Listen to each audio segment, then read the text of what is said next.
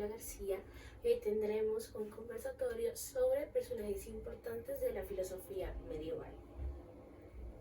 Bueno, para comenzar, tenemos a San Anselmo, que San Anselmo nació en Italia, pero como desde chiquito mostró como mucho interés por acercarse a Dios. Entró en un monasterio en Francia y a él se le conocía como el doctor de la iglesia. Bueno, un poco de los intereses de San Anselmo, como dije, él desde joven mostró un interés por la religión y la filosofía.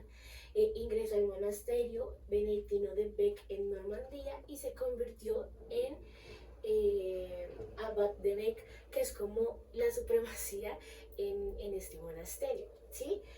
Bueno, hablando como un poquito de la fe de él creía que la fe era el punto de partida, pero que se debía como profundizar con la razón, como que iba muy cogida de la mano con la razón, ¿sí? San Anselmo es considerado el padre de la escolástica y es famoso por su lema Fides Quaerens Intellectum, que es la fe buscando pues al entendimiento. Ok, San Anselmo hizo un diálogo que se llama Cur Deus Homo, que es porque Dios se hizo hombre, y esta obra nos habla un poco como de por qué Dios se hizo hombre para ayudarnos. Y él dice que Dios es hombre y Dios, entonces él como que, o sea, él dice que los pecados tienen que ser pues pagados, ¿no? Que él por eso bajó a estar pues a pagar de cierta forma nuestros pecados, ¿no? Porque San Anselmo dice que el pecado es una ofensa infinita contra Dios y que según la justicia debe haber una reparación proporcional, ¿sí? Entonces él bajó por ayudarnos, como para pagar esa deuda que nosotros teníamos, ¿sí? Anselmo explica cómo la encarnación y la muerte de Cristo satisfacen esa necesidad. Jesús, siendo Dios y hombre, ofreció un sacrificio perfecto, ¿sí? Dio su vida por amor, algo que no estaba obligado a hacer. Su muerte no solo reparó la ofensa, sino que también mostró un tipo de misericordia hacia Dios. Entonces, lo que se quiere decir es que Él bajó literalmente a pagar por nuestros pecados y como dar a conocer que Dios es un ser misericordioso. Entonces, eso es un poquito sobre San Anselmo.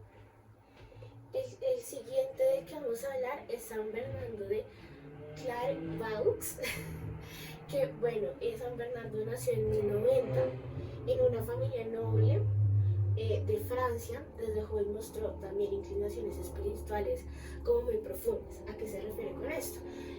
A los 22 años, San Bernardo ingresó al monasterio que quedaba en pues Clairvaux, que por eso se le dice pues San Anselmo de Clairvaux, ¿no? Eh, eh, eh, Él tenía como un don, o sea, tenía como mucho don de persona y de orador, que como que la gente vio todo lo que él estaba logrando con el monasterio y también como que convirtió a muchas personas de su familia. Entonces, ese monasterio como que creció cuando San Bernardo llegó, ¿no?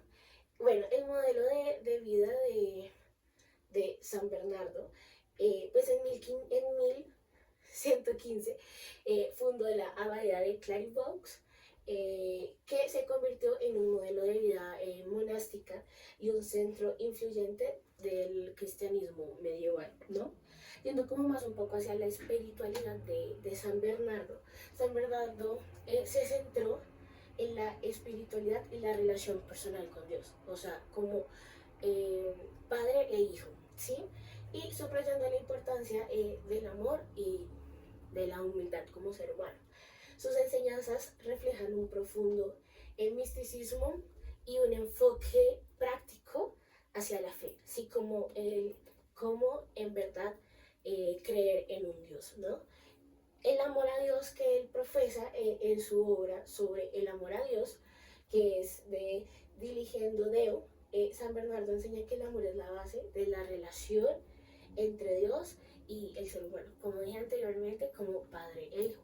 El tema que tocamos ya es sobre la obra de San Bernardo, que se llama Sobre los grados de humildad y de orgullo. Esta obra San Bernardo la escribió como una guía para ir pues directa al cielo, ¿no? Entonces es que esta guía para entender y practicar la humildad, que considera la virtud fundamental para acercarse a Dios, ¿sí? Como realmente, eh, como cuando en la Biblia dice que uno tiene que humillarse ante Dios, es algo como esto, ¿sí? Entonces también analiza cómo el orgullo es el opuesto a la humildad, ¿sí? Entonces él dice que lo peor que puede tener el ser humano es el orgullo, porque este es el punto de quiebre de la humanidad del ser humano, ¿no? San Bernardo organiza la obra como dos escaleras, o bajas hacia el infierno, que es las escaleras hacia el orgullo, o subes hacia la humildad, ¿no? Entonces, hacia el orgullo o hacia la humildad. Él pone como en tela de juicio estas dos escaleras, que son como 12 grados de humildad y 12 grados de orgullo, ¿no?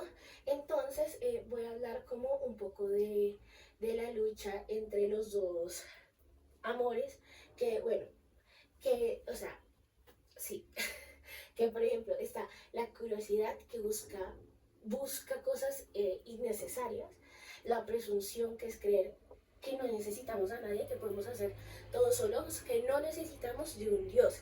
Ella especifica eso en la obra, que no necesitamos de un Dios, de alguien supremo. La rebelión rechaza la autoridad divina, que es la que viene pues de Dios, y la caída total, la separación definitiva de Dios, ya cuando de verdad tú como que ya te vas directamente por los placeres. Esas serían como en lo que se basan los 12 grados de orgullo. En cómo se basa los 12 grados de humildad es reconocer nuestra pequeñez, que nosotros, o sea, que es reconocer que nosotros venimos de alguien, que nosotros de igual forma también necesitamos de alguien. Entonces es eso. Aceptar críticas y correcciones, no actuar como si supiéramos todo. Ese es otro error que se comenta mucho como en la filosofía o en el filósofo, que a veces nosotros creemos que nosotros sabemos todo simplemente por estudiar filosofía, y no. Moderar el hablar y actuar con prudencia. Yo cogí esto como algo que cuando tus padres te dicen cómo guarda silencio cuando es necesario, algo así, ¿sí? Actuar con prudencia es también como guardar silencio cuando es necesario, o sea, no todo el tiempo tienes que estar ahí dando, ¿sí? Y es la última es como llegar a una total confianza y reverencia en Dios, o sea, dar tu espíritu, tu ser, tu alma y todo hacia un Dios. Entonces de eso se trata sobre los grados de humildad y orgullo de San Bernardo. Yendo con el otro, vamos a hablar ahora de Averroes, más que todo el aristotelismo de Averroes y el comentario de Averroes sobre el alma de Aristóteles. Entonces vamos a ir con un poquito con un poco de la vida de Averroes y todo esto que conlleva pues Averroes. Bueno, un poco de la vida de Averroes es conocido en árabe como Ibn Rushd. Pues es un filósofo y teólogo árabe, que fue un filósofo y médico jurista andalusí, que tuvo un papel central en transmisión y desarrollo del pensamiento aristotélico en la Edad Media, ¿sí? A él le decían el comentador porque él se basaba mucho como en comentar los textos de Aristóteles, ¿sí? Entonces su obra, o sea, muchas de sus obras son obviamente pues comentarios de Aristóteles, que es en el mundo islámico como en la Europa, eso es conocido como en el Islam como en el cristianismo de Europa. Es conocido como el comentador de Aristóteles porque dedicó gran parte de su vida a estudiar y comentar y reinterpretar las obras de Aristóteles, ¿sí? ¿Qué pasa? hubo ciertos filósofos que trajeron ese pensamiento de Aristóteles a, a, a, a la India, ¿sí? Trajeron como mucho de esos pensamientos, pero ¿qué pasa con eso? Eh, lo que ellos hicieron fue mezclar no solamente el pensamiento de Aristóteles, sino que también lo mezclaron con Platón. Entonces era una mezcla del pensamiento de Aristóteles con un poquito del pensamiento de Platón, entonces como que se transgiversaba lo que Aristóteles verdaderamente quería decir en sus textos. Entonces lo que quiso hacer Averroes fue como hacer un retorno y plasmar realmente cómo es el pensamiento de Aristóteles y cómo son sus comentarios. Entonces, él también como que puso, o sea, como que machacó mucho a esas personas que decidieron mezclar tanto Platón como Aristóteles. Él les da como, ¿por qué hicieron eso? No, no, no, no, no. Entonces, él como que reencaucha el pensamiento de Averroes, ¿no? Ahora ya hablando un poquitico más de, de su obra del comentario de, de Aristóteles, entonces Aristóteles escribió de Anima, que es sobre el alma, para explorar la naturaleza del alma y sus facultades, percepción, pensamiento, imaginación y movimiento. Sí, Averroes, siguiendo a Aristóteles, afirma que el alma es la forma del cuerpo, por ende no puede existir una sin la otra, ¿sí? Entonces, excepto por el intelecto, que el intelecto es algo como mucho más allá, ¿sí? Entonces, él como que trae esta percepción aquí, que es como de que el alma no puede vivir sin su cuerpo y el cuerpo no puede vivir sin el alma, o sea, siempre van así. Pues lo contrario a lo que pensaba Platón, ¿no? Que Platón decía como que el alma es la cárcel de... Perdón, el cuerpo es la cárcel del alma, entonces ahí como que choca mucho. Siguiendo un poco más sobre el comentario de Averroes sobre el alma, los aspectos que pueden como funcionar acá es las funciones del alma, instrucción, perfección, imaginación, dependen del cuerpo, pero el intelecto se distingue como una capacidad superior. ¿Sí? Entonces, ¿a qué se refiere esto? Que la capacidad puede funcionar como sí misma, ¿sí? ¿A qué se refiere este como ente en este tipo como de metafísica, ¿no? Esta funciona como ente o puede funcionar como un Dios, que Dios es esencia y ente y alma solamente en una sola persona, ¿sí? O sea, Dios es un ser simple. Eso es lo que como queda entender un poquito sobre el intelecto, ¿no? Hay, Averroes hace énfasis en que hay dos tipos de intelecto. El intelecto pasivo, que es el que potencia al alma humano para recibir conceptos, ¿sí? Y eh, está el intelecto agente, que es una entidad separada, eterna y universal, que actúa como fuente de todo conocimiento. Según Averroes, el intelecto agente es como a todos los seres humanos nos pertenece, a ninguna persona en particular, ¿sí? Que es como para todos, o sea, es universal. Y las interpretaciones puede ser que para Averroes solo el intelecto agente es inmortal, porque tiene la capacidad de tener ideas por sí mismo, ¿sí? Entonces, eh, el agente, o sea, el intelecto agente es inmortal, no las almas individuales, ¿sí? Esto generó controversia porque parecía negar la inmortalidad personal, lo que chocaba tanto con la ortodoxia islámica como con la cristiana. Entonces ahí, ese fue como unas partes de lo que Averroes comentó sobre el alma, que es un comentario, que es como un diálogo de Aristóteles. Entonces ahí terminaríamos con Averroes.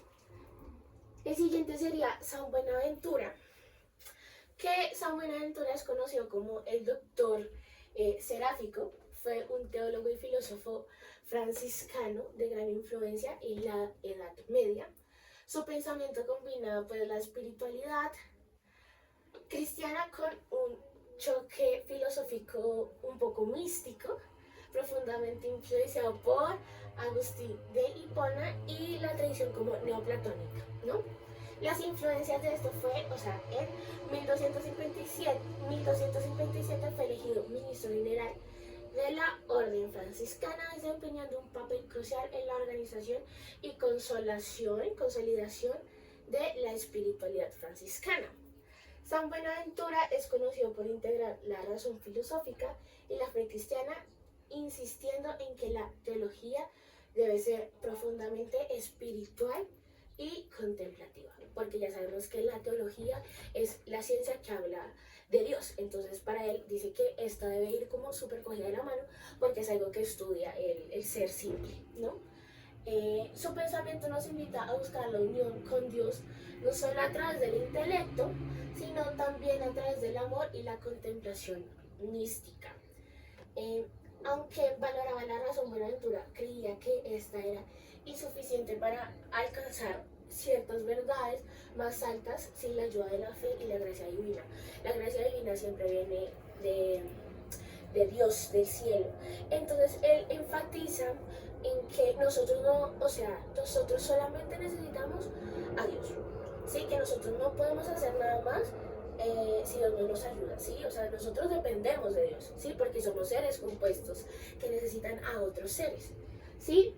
Una de las obras más interpretativas de San Buenaventura fue un tipo de biografía de San Francisco de Asís, que vamos a ahondar en este tema porque me parece súper chévere. Y bueno, esta biografía como de San Francisco de Asís se llama Leyenda Mayor, que cuenta como todo lo que San Francisco de Asís hizo para llegar hasta el punto de ser como un santo. Entonces les voy a contar un poco sobre esta historia. Acá se ve mucha intervención textual, pero quería hacer énfasis en cada parte de la lectura porque me parece muy chévere, pero pues yo la voy a ir explicando, ¿no? Primero voy a dar como un poco de introducción sobre la leyenda mayor, que la leyenda mayor, como dije anteriormente, nos narra eventos de San Francisco de Asís, sobre su vida, ¿no? San Francisco recopiló como muchos relatos de San Francisco de Asís para poder hacer esta leyenda mayor, ¿no? Tras completar la leyenda mayor, este es un dato chévere, que cuando San Buenaventura terminó de escribir la leyenda mayor, mandaron a quemar el resto de biografías que había de San Francisco de Asís, porque esas otras podían transgiversar un poco las actitudes que tuvo San Francisco de Asís. Y esta leyenda mayor fue como la más acertada en lo que hizo San Francisco de Asís. Entonces, bueno, la leyenda mayor comienza pues con San Francisco de Asís, que era un chico joven que vivía una vida de joven, ¿sí? Pero ¿qué pasa? A él le pasaron como ciertas cosas con personas de la calle que lo tocaron mucho, ¿sí? Lo tocaron mucho. Y quedó como súper trastocado con todo lo que veía en las calles, con todo lo que observaba, y como que eso le quedó doliendo mucho. La verdad es que esta historia a mí me parece un poco trascendental, me parece un poco exagerada, pero ya verán el por qué lo digo. Entonces, él decide cómo seguir los pasos textuales de Dios. Entonces, lo que él hace al principio es despojarse de todas sus pertenencias. El papá le había regalado unas ropas y él se las devolvió como dando alusión de, ok, me despojo de todo lo material porque quiero ser otro tipo de persona, ¿no? Entonces eso es lo que nos cuenta este primer párrafo, como un joven mundano experimentó una conversión profunda, dejando atrás su vida cómoda, abrazó a la pobreza y dedicó su vida a Cristo. O sea, él quiso ser pobre prácticamente, ¿sí? Bueno, siguiendo con esto, San Francisco empezó a vivir como una persona de la calle. Empezó a vivir este tipo de cosas para para dar a entender, lo estoy haciendo porque quiero, no porque me toca y no porque me pasó algo así como super X que me llegó, o sea, que tuve que llegar hasta este punto, lo estoy haciendo porque yo quiero, ¿sí?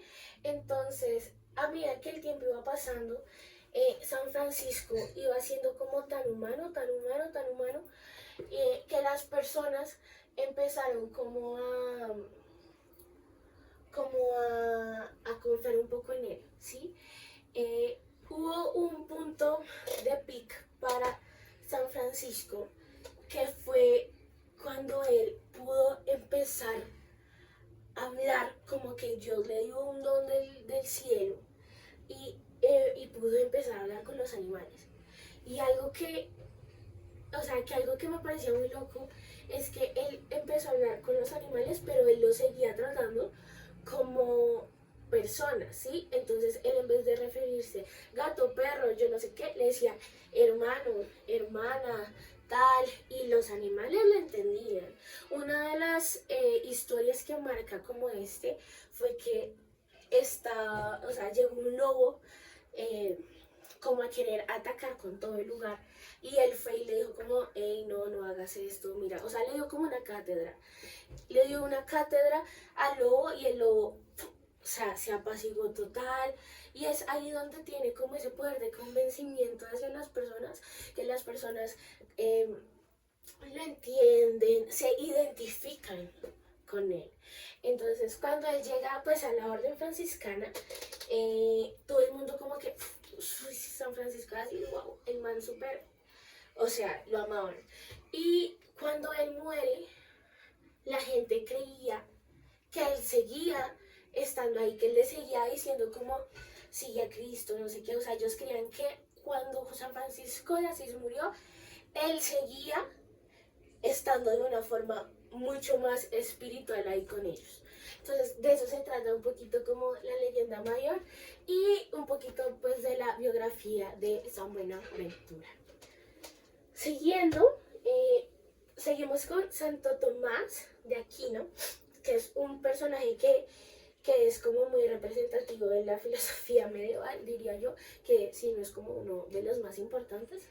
Entonces, nació en Roccasecca, en Italia, de una familia pues noble.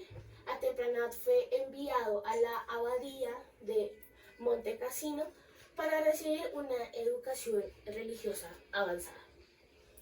Estudió en la Universidad de Nápoles, donde conoció la filosofía de Aristóteles, lo que marcaría profundamente su pensamiento. O sea, esto es muy importante para hablar de Santo Tomás, por eso es que creo que se combina un poco Aristóteles y Santo Tomás hablando del perdón. Bueno, me equivoqué acá, pero bueno. Santo Tomás defendía la razón con la fe por caminos diferentes, pero pero complementarios hacia llegar a un punto que es la verdad, ¿no? Entonces dice que la razón puede llevarnos a conocer a Dios mediante el análisis del mundo creado, que es como la filosofía natural, mientras que la fe revela verdades que superan la capacidad humana de comprensión. Ahí es donde vendría la teología. O sea, podemos conocer a Cristo mediante la razón, pero de una forma más científica, ¿sí? Con muy poca fe. Pero si creemos con fe, el ser realmente se va a sentir como identificado con, ok, puedo tener a Cristo mucho más cerca porque lo conozco, ¿sí? Entonces es eso. Podemos conocerlo y decir, ahí está, pero podemos conocerlo como, lo siento corazón a corazón, ¿sí? Podemos dar como ejemplo, la existencia de Dios puede ser demostrada por la razón, pero el misterio de la Trinidad requiere la fe. O sea, total, como Padre, Hijo y Espíritu Santo, ¿cómo pueden ser solo uno?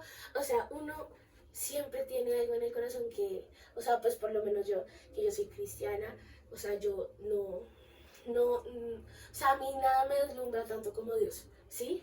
Siguiendo con esto, él tiene como las 5 vías para demostrar la existencia de Dios. ¿Y cuáles son estas 5? Las vamos a hablar. La primera sería primer motor inmóvil. Todo movimiento tiene una causa y debe haber un primer motor que no sea movido por nada más, ¿sí? Dios, que es Dios, ¿sí? O sea, todo nuestro motor es Dios, nuestra forma, nuestra materia prima es Dios, hablando como un poco como de esta metafísica que tiene Santo Tomás, ¿sí? La segunda, causa eficiente primera. Todo efecto tiene una causa, pero no puede haber una cadena infinita de causas. Dios es la primera causa, ¿sí? Es como, o sea, sale Dios y después de Dios salimos nosotros, después de salimos nosotros, no, primero luego los animales, luego nosotros, y así como que todo es una cadena de causas y efectos, pero no hay efecto sin causa. Esa es otra cosa que Santo Tomás habla mucho en la metafísica aristotélico-tomista.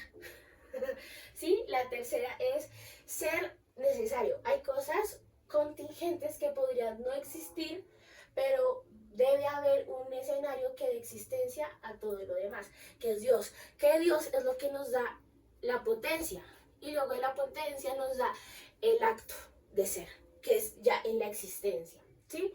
Grados de perfección. ¿Qué es perfecto? Se dice en la metafísica. ¿Qué es lo perfecto? ¿Cómo sabemos que algo es bello y perfecto? Esto quiere decir que es muy bonito a la vista, que llama la atención. Entonces vamos a ver qué dice acá. Observamos grados de bondad, verdad y belleza en las cosas. Debe haber un ser perfecto como fuente de todas las cualidades, que es Dios también. Todo se reúne a un solo ser, que es la perfección, que es Dios. El otro sería orden del universo. El universo muestra un orden y propósito que requiere una inteligencia suprema, que es Dios, ¿sí? Todo esto es causa de Dios, ¿sí? Siguiendo con esto, vamos a hablar un poco de la teoría del ser de Santo Tomás, que Santo Tomás adapta el pensamiento de Aristóteles distinguiendo entre esencia, lo que algo es, y existencia, que lo que era lo que comentaba ahorita, que es el acto de ser, que es lo que nos da, lo que nos pone en la realidad, ¿sí? Entonces, el acto de ser lo que nos permite que algo exista. En Dios, esencia y existencia son lo mismo, porque Dios no es un ser compuesto, Dios es un ser simple.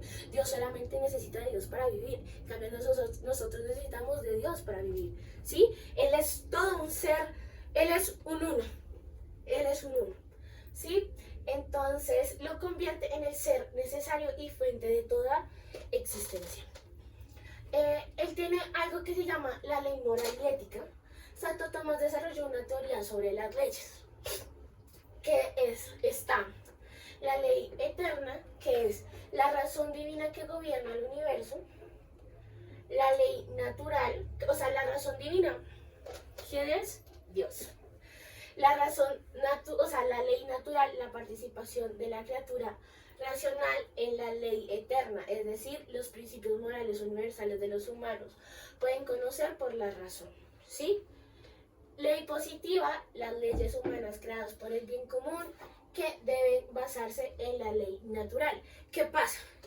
Se dice que esta ley positiva es como la ley política, que es como que la política no es solamente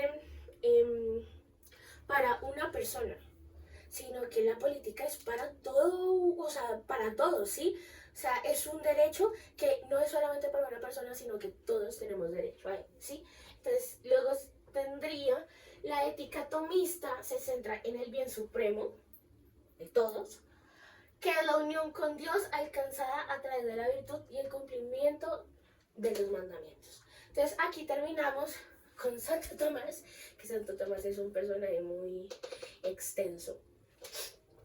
Y seguimos con Hildegarda de Bingen. Hildegarda fue una mística, abadesa, benedictina, escritora, compositora, médica y visionaria alemana. O sea, fue de todo, ¿sí? pues es muy destacada en la Edad Media. Hildegarda también es conocida como, pues, o sea, por su música, como dije anteriormente, pues, compositora. Compuso más de 70 piezas, principalmente cantos litúrgicos que destacan por su originalidad y riqueza melódica. Su obra Ordo Virtutum es considerada la primera pieza de drama, pues conocida en la Edad Media, ¿no? Hildegarda nació en Bermishim, Alemania, y desde pequeña afirmó tener visiones místicas, ¿no? Como una santa. Y fue confiada a un monasterio benedictino donde recibió pues una formación religiosa avanzada, ¿no? Hildegarda tiene un diálogo como muy representativo, además de Ordo Virtutum, que es el coro de las virtudes. Ay, no, es el mismo. Perdón, es el mismo. Es una obra teológica y visionaria, y esta obra Hildegarda muestra un diálogo dramático entre las virtudes cristianas y el alma humana que lucha contra el pecado. Pero ya vamos a hablar de eso, o sea, ¿por qué?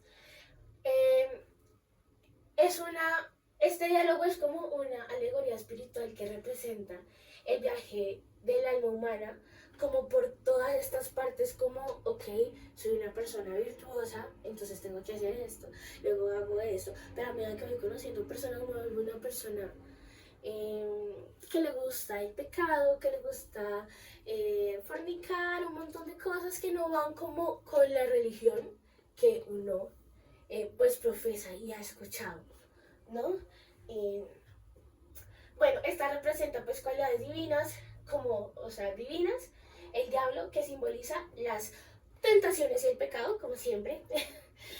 Bueno, hablando como un poquito más de Hildegarda, sus visiones místicas documentadas en textos son sirias, influyeron en la teología medieval, fue canonizada y proclamada doctora de la Iglesia en el año 2012, destacando como pionera en ciencia, música y espiritualidad.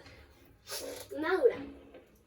Hablando de Ordo Virtutum, bueno, voy a ir como contando un poco de la cronología del diálogo. Que bueno, la obra comienza con el coro de las virtudes, ¿no? Que se presenta como seres divinos llenos de luz y armonía que pues tienen una misión. Entonces estas son las siguientes. Bueno, la misión de estas es guiar a las personas hacia Dios. Esa es la misión de las virtudes. Si están en situación de conflicto, nuestra protagonista de la historia es Ánima, que es el alma, ¿no? Desea elevarse a los cielos, pero también siente el peso de las tentaciones mundanas. Sí, el alma se siente tentada a seguir el camino del placer, ¿sí? Esa es como la primera parte, ¿no? La segunda parte es el alma seducida por la promesa del diablo, ¿sí? O sea, el alma se deja corromper por esas tentaciones, ¿no? Decide abandonar el camino hacia Dios. Decide dejar ese camino e irse por el camino del pecado. El diablo la convence de buscar el placer y las comodidades terrenales, insinuándole que las virtudes son débiles e inútiles para ayudarla. ¿Sí? Porque a veces siempre se cree que el diablo es como más superior que el alma, ¿no? Como del poder de decisión, ¿no? Entonces es eso. Luego nos vamos a esta parte que dice, bueno, las virtudes es como, bueno, ¿qué vamos a hacer? Se nos están llevando a el alma, la están tentando, ¿qué vamos a hacer? ¿Sí? Entonces, las virtudes, pues encabezadas por la humildad, que la humildad es como el top de las virtudes, que es la reina de las virtudes, pues lamentan la caída del alma, dicen como, miércoles, ¿por qué esto? ¿Por qué pasó? Pero no la condenan, así es como, ok, sí se equivocó, entonces vamos a ayudarla, ¿sí? Entonces, en cambio como de juzgarla, es como que vamos a ayudarla para que regrese al camino del bien. Entonces le hablan con palabras de esperanza, de exhortación, eh, invitándola a regresar al camino del bien. Cada virtud habla en su papel, pues acá les voy a decir el nombre de cada virtud: la fe, la caridad, la castidad, y pues son más, destacan su importancia para la vida espiritual, ¿sí? El diablo aparece y confronta a las virtudes y burlándose pues de su poder y afirmando que el alma pertenece al mundo terrenal, ¿sí? Sin embargo, el diablo no canta, solo grita y habla. ¿Qué pasa? ¿Por qué pongo esto acá? Porque si nos vamos al principio, las virtudes empiezan cantando y las virtudes tienen como una armonía que, o sea, que algo es perfecto porque viene de Dios, ¿sí? Entonces como el diablo se apartó de Dios, ya no tiene la misma sincronía ni la misma armonía, ¿sí?